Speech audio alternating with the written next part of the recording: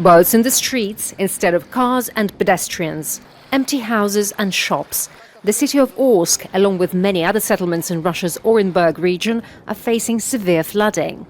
Emergency services, police and the army are working non-stop to evacuate people. Probably the most active work was carried out in the first days and hours of the high waters. First, people did not believe there was a real threat, but when the water began entering houses and reaching waist steep level, people began to worry. The worst of the flooding in Orsk believed to have passed, but the situation remains dire.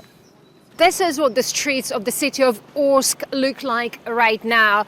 It's only taken a few hours to turn the city's streets into canals, grim and isolated. So as the early stage of the evacuation is now over, these emergency crews are returning to the affected areas to deliver aid to those still here and collect documents, warm clothes and medicines for those evacuated.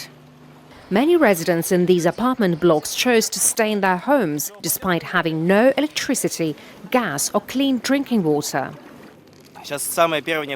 People's first needs are water and batteries. We bring power banks so that people can charge their phones and are able to call the rescue service. We work as a team. One rescuer is not a rescuer. We are always one team. Those whose houses have been destroyed by water are being taken to temporary accommodation centres like this one. It's been set up in a school while students study remotely due to the flooding. They received us well here and gave us everything for our stay. They feed us 4 times a day and it's also so clean here.